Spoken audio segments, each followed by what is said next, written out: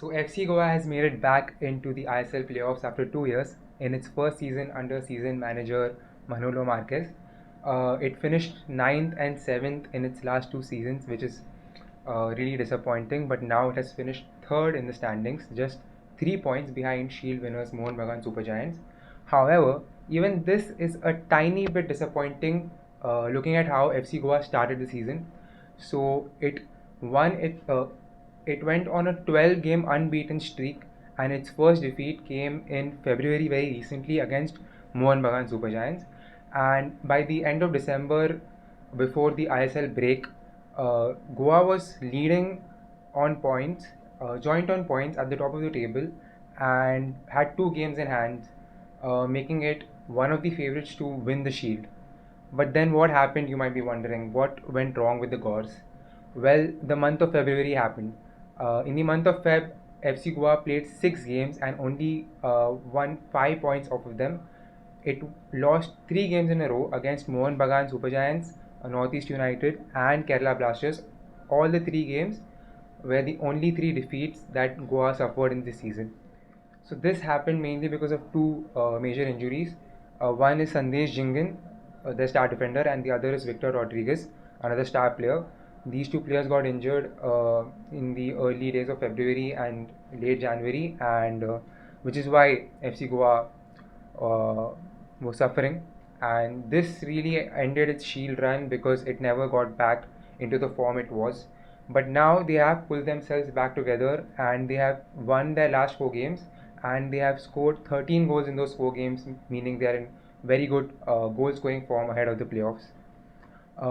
Looking at how they are set up under Manolo Marquez, they play in a 4-2-3-1 formation. They really love to operate on the wings, and in the final third, they mostly cut in and always try to find an extra pass into the box.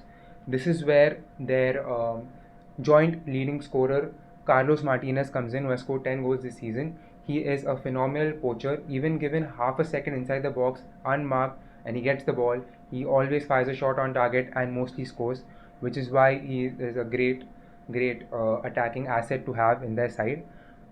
When Martinez is marked or out of position, the ball goes to the far post, mostly on the left wing to Noah Sadui, the other joint top scorer, who has been exceptional this season, especially when he makes that run in behind and taps it in.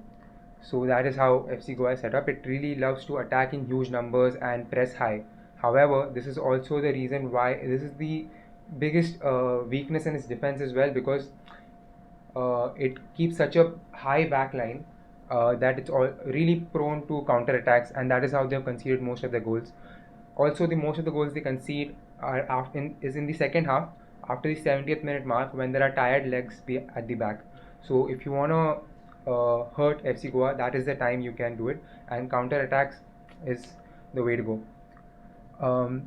Talking about key players, Carlos Martinez and Noah Sudhi, as I said before, another important player in their ranks and very underrated is Jay Gupta, who is an explosive fullback. And apart from his defensive ability, his ability to start attacks from the back uh, really helped FC Goa this season, and he's the one to look out for in the playoffs. Looking now at the playoffs, it faces Chennaiyin FC in the first in the game next, and it's very fortunate for them because Chennaiyin FC is arguably the weakest side out of the top six, and and FC Goa has won both the games against Chennaiyin FC in the league. One coming very recently, the 4-1 win in the last game of the season. So another advantage FC Goa has is, since it finished third, it's gonna have the home advantage. It's gonna play at the home stadium, which tips the favors again to FC Goa. So reaching the semi-finals won't be an issue for the Gores. However, in the semi-finals, it'll be facing Mumbai City FC, and that is a tie which is too close to call, because both the times these two teams faced in the league have resulted in a tie, which makes it anybody's game. Mumbai City FC is slightly better statistically, so maybe they have the slight upper hand, but it's a game too close to call. So if FC Goa beats Mumbai City FC in the semi-finals and makes it to the final, I don't see any reason why it can't go all the way and win the championship. However, that will be a big task.